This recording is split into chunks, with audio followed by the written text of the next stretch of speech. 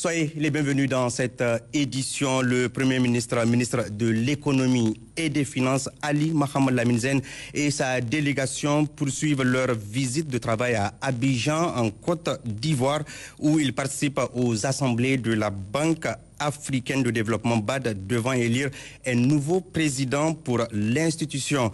Et c'est cette occasion que certains internautes mal intentionnés ont choisi pour distiller sur les réseaux sociaux des informations infondées sur les raisons de la présence du Premier ministre dans la capitale économique ivoirienne. C'est un commentaire signé Abdoulaye Koulibaly.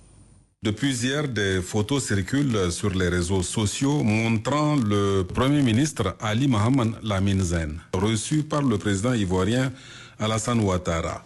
Normal jusqu'ici, juste que des commentaires infondés tentent d'expliquer qu'il s'agirait d'une rencontre dont l'objet serait pour le Niger de solliciter l'appui de la Côte d'Ivoire dans les négociations avec le FMI. D'autres internautes, pour leur part, font état de ce que le Premier ministre du Niger rend visite à un valet de la France. De tout cela, bien évidemment, il n'en est rien, car ceux qui suivent l'actualité savent que Abidjan abrite en ce moment les assemblées générales de la Banque africaine de développement BAD en vue de l'élection d'un nouveau président pour cette institution bancaire panafricaine.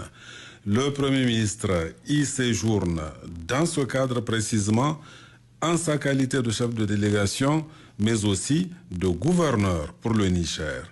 Et s'il a été reçu par le président ivoirien, hôte de ses assises, c'est encore à ce titre.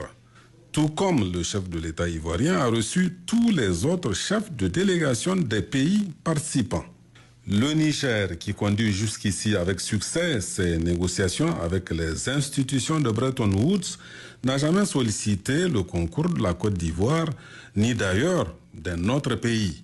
Le 6 mai dernier encore, une forte délégation du FMI, conduite par un haut responsable du département Afrique de l'institution, se trouvait à Niamey.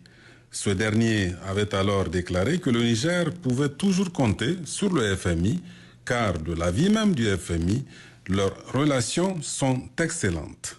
À vrai dire, fort d'une résilience remarquable et d'une croissance robuste de 6,6% attendue en 2025, malgré les défis, le Niger continue de faire des envieux.